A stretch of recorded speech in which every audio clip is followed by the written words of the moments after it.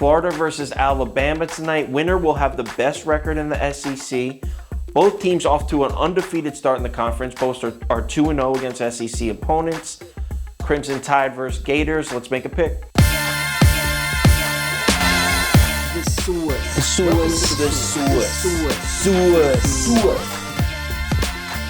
So this line opened up Alabama -2.5. Initial bets came in slightly favoring Alabama with some sharp money on Florida. Keep in mind though, at this point, this is only about 2 hours after the line opened, so there might not be much data to analyze here. Let's move on. As we move through the rest of the morning into this afternoon, it's done a complete 180. The sharp money's now on Alabama. Sometimes you gotta be careful with those numbers like right after the line opens because you might be analyzing data from like 200 bets. So I'm just gonna disregard the initial numbers and go by these.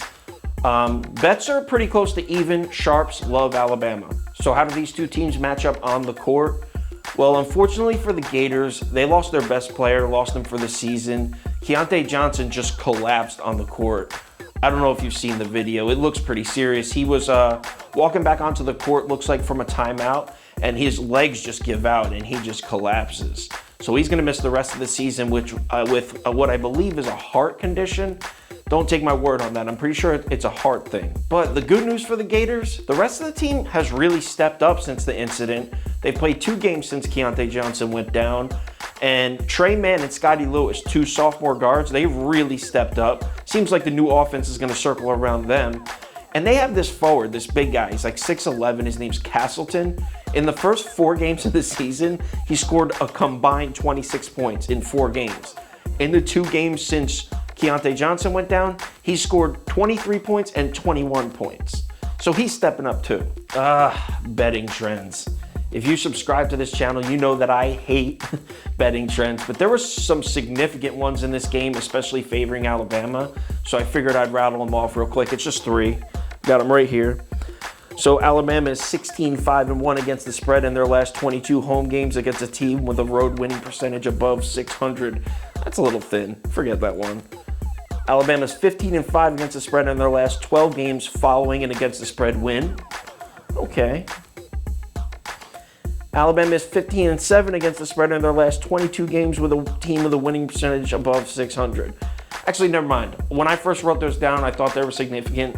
They're kind of thin. So what's the pick here? I hate to say it. As much as I love the way Florida's guards are playing, I love the way that team's stepping up, I feel like the right side is the Crimson Tide, is the right side to be on in this one. Alabama's playing great, coming off a huge win, a road win against number 7 Tennessee just a couple nights ago. And normally, this would be one of those times where I'd say, oh, this is the perfect time, big emotional win. This is the perfect time for a letdown game. That's something I usually would say, but not this team, man. This team is playing like they have something to prove. This team is confident. This team is not scared of Kentucky. This team thinks they have SEC championship written all over them. I don't think they're taking any game lightly, especially this one. Go ahead and give me Alabama -3, lock it in. Now, with all the sharp money on Alabama, this number may continue to move. Be sure to check, if you're gonna follow this pick and the number's different, be sure to check my Twitter or my Instagram story to make sure nothing's changed. Like if this does a crazy movement, I might say back off. Maybe last minute breaking news, injuries, anything. Be sure to check my Twitter or my Instagram story because I'll let everyone know what to do, or what I think they should do, I should say.